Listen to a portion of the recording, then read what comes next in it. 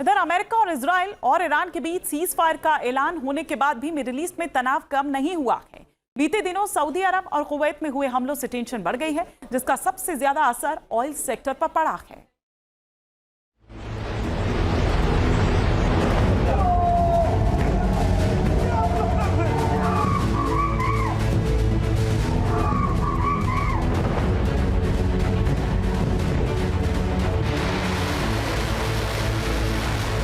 Iran की strike से Saudi अरब की ऑयल इंडस्ट्री को बड़ा झटका लगा है। सीज फायर के बाद हुए हमले ने ईस्ट वेस्ट पाइपलाइन को डैमेज किया।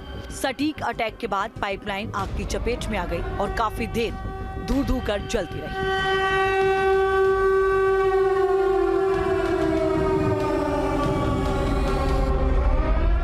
East west oil pipeline Saudi Arab के लिए बेहद अहम है, क्योंकि इसी के जरिए तेल को रेड सी तक पहुंचाया जाता है, जहां से उसे दुनिया के अलग अलग हिस्सों में भेजा जाता है।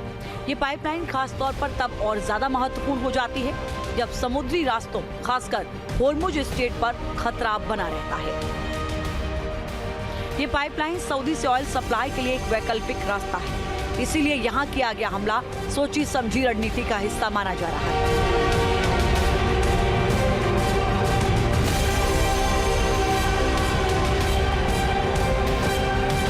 ईरान के अटैक में इस पाइपलाइन के एक महत्वपूर्ण पंपिंग स्टेशन को नुकसान पहुंचा, जिससे तेल की सप्लाई पर बड़ा असर पड़ा।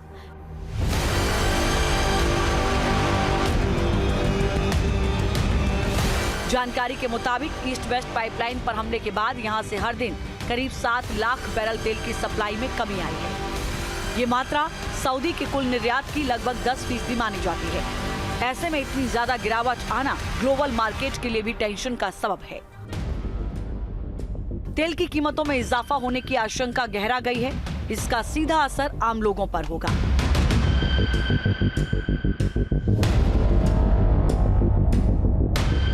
ईस्ट वेस्ट पाइपलाइन को इसलिए भी महत्वपूर्ण माना जाता है क्योंकि ये होर्मुज स्ट्रेट का विकल्प है। होर्मुज स्ट्रेट पहले से ही तनाव का केंद्र बना हुआ है और वहां से गुजरने वाले जहाजों पर खतरा बना रहता है। ऐसे में सऊदी इसी पाइपलाइन के जरिए तेल सप्लाई करता है। अब जब इस पाइपलाइन पर हमला हुआ है तो सऊदी के पास विकल्प सीमित हो गए हैं। इससे वैश्विक सप्लाई चेन पर दबाव बढ़ सकता है।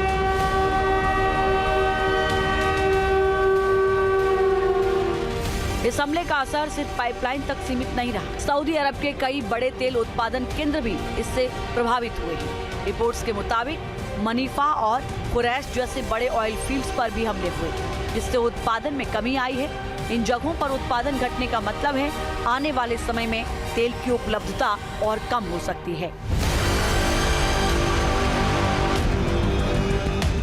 रिपोर्ट्स के मुताबिक तेल उत्पादन में हर दिन करीब 6 लाख बैरल तक की कमी आई है। हमलों की वजह से मनीफा ऑयल फील्ड, जुबैल रिफाइनरी, रास तनुरा रिफाइनरी, यानबू और रियाद रिफाइनरी में कामकाज बुरी तरह प्रभावित हुआ है। ये हालात बता रहे हैं कि अमेरिका, ईरान और इजराइल की जंग किस तरह पूरे मिडिल ईस्ट पर भारी पड़ी है। खास तौर पर ऑयल सेक्टर को इससे बड़ा झटका लगा है। सीज फायर के बाद कुवैत को टारगेट करते हुए भी कई हमले किए गए। हालांकि ज्यादातर हमलों को नाकाम कर दिया गया, मगर जिस तरह ड्रोन और मिसाइलों की बौछार हुई उससे कुवैत का पारा चढ़ा हुआ है।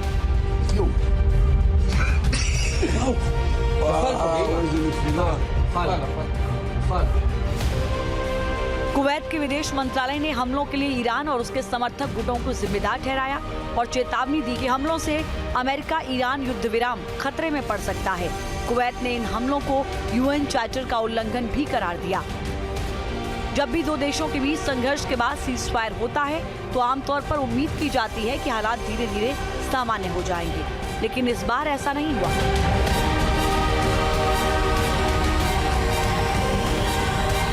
सीज फायर के तुरंत बाद हुए हमले ने ये संकेत दिया है कि तनाव अभी भी खत्म नहीं हुआ है। एक्सपर्ट्स के मुताबिक ये हमला सिर्फ नुकसान पहुंचाने के लिए नहीं किया गया, बल्कि इसके पीछे एक बड़ा संदेश छिपा है। ये दिखाने की कोशिश है कि क्षेत्र में शक्ति संतुलन अभी भी अस्थिर है और हालात किसी भी वक्त बिगड़ सकते हैं।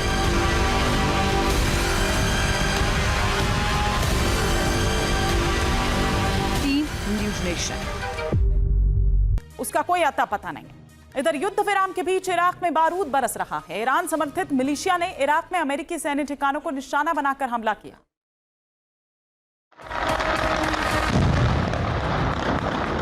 युद्ध विराम के ऐलान के बाद भी इराक एक बार फिर भीषण युद्ध की आग में झुलस रहा है। एक तरफ अमेरिका और ईरान के बीच शांति वार्ता पर पूरी दुनिया की निगाहें टिकी हैं, दूसरी ओर इस्लामिक रेजिस्टेंस इन इराक ने बारूद की ऐसी बारिश की जिसने आसमान से जमीन तक धुआं कर दिया।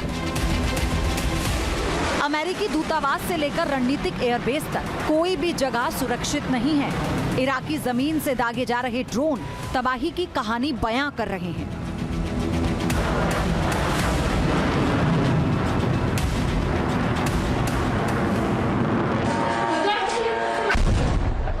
इराक के इरबिल में यूएस बेस पर भयंकर हमला किया गया। यूएस बेस के पास ड्रोन को एयर डिफेंस सिस्टम ने इंटरसेप्ट कर लिया।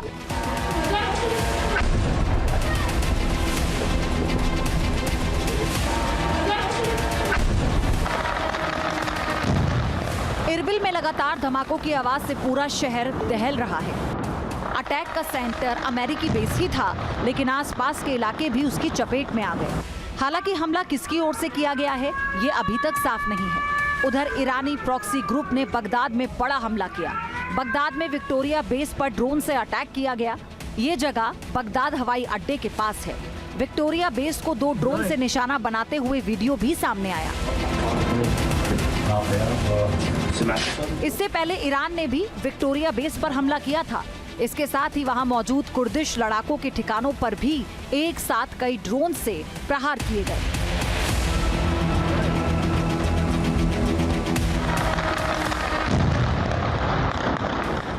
ईरान के सटीक हमले के बाद इराक में अमेरिकी सेना का ठिकाना आग की लपटों में घिर गया। ये अटैक विक्टोरिया बेस को टारगेट करते हुए किया गया था।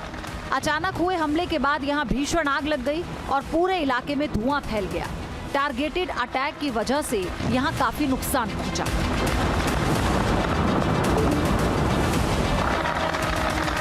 बगदाद में विक्टोरिया बेस अमेरिका का अहम सैन्य ठिकाना है। ईरान के खिलाफ चल रहे ऑपरेशन एपिक फ्यूरी को इस बेस से काफी मदद मिल रही थी, इसीलिए यहां बार बार हमले किए जा रहे हैं।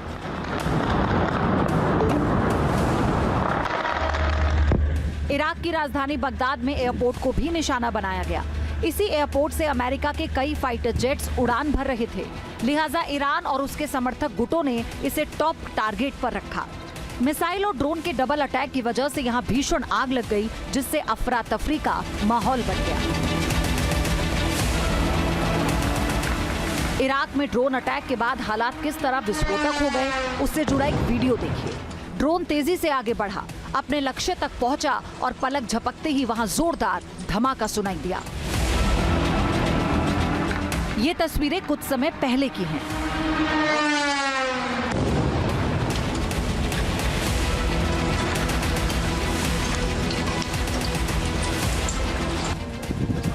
ईरान की ड्रोन स्ट्राइक का सिलसिला यही नहीं रुका, उसने दक्षिणी इराक के मायसन प्रांत में भी बड़ा हमला किया। ईरान के ड्रोन्स ने मायसन के रणनीतिक रूप से अहम बुजुर्गान ऑयल फील्ड पर भयंकर हमला किया। इस हमले के बाद पूरे इलाके में हड़कंप मच गया। इससे पहले इस्लामिक रेजिस्टेंस इन इराक एक साथ 41 बड़े हमलों का दावा कर चुका था, जिसमें दर्जनों आत्मघाती ड्रोन्स का इस्तेमाल किया गया। इराक और आसपास के क्षेत्रों में मौजूद अमेरिकी ठिकानों को निशाना बनाया। इसके अलावा बगदाद डिप्लोमेटिक स्पोर्ट सेंटर पर भी इस्लामिक रेजिस्टेंस इन इराक ने हमला किया। बगदाद इंटरनेशनल एयरपोर्ट के पास स्थित इस सेंटर को निशाना बनाया गया। ईरान समर्थित मिलिशिया ने यहां लगातार 2 दिन तक ड्रोन स्ट्राइक की। ईरान के खिलाफ अमेरिका और इजराइल के हमलों के बाद ईरान समर्थक लड़ाकों ने इराक में अमेरिकी ठिकानों पर कई हमले किए। कुर्दिस्तान के इरबिल इंटरनेशनल एयरपोर्ट के पास स्थित अमेरिकी सैन्य अड्डों पर शरिया इवलिया अददम समूह ने कामीकेज ड्रोन से हमला किया। हमले के बाद बेस से काले धुएं का गुबार उठता दिखाई दिया और अमेरिकी हेलीकॉप्टर को घंटों आसमान में गश्त लगानी पड़ी।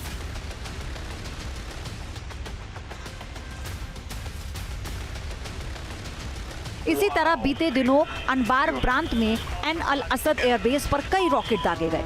हालांकि अमेरिका का सी-रैम डिफेंस सिस्टम सक्रिय था, लेकिन ड्रोन्स की संख्या इतनी अधिक थी कि कुछ ड्रोन बेस कैंप में ही गिरने में कामयाब रहे।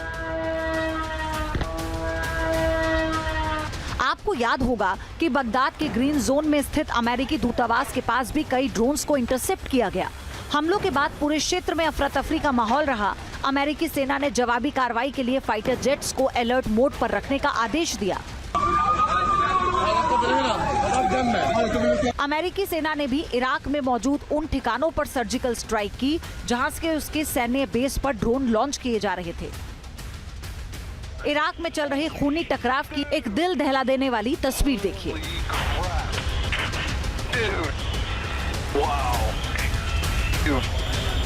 इराक की तपती जमीन पर मौत का खेल। ये मंजर काफी खौफनाक है, जहां पर दिख रहा है कि कुछ इराकी सैनिक एक 155 mm के ताकतवर आर्टिलरी शेल को डिफ्यूज करने की कोशिश कर रहे हैं, लेकिन ऊपर एक अमेरिकी हेलीकॉप्टर मंडरा रहा था जिसकी नजरें इन पर टिकी थी। रेडियो पर बातचीत चल रही है कि ये लोग बिना किसी सुरक्षा गियर के सिर्फ हाथों के सहारे इस घातक बारूद को निकालने की खतरनाक कोशिश कर रहे हैं।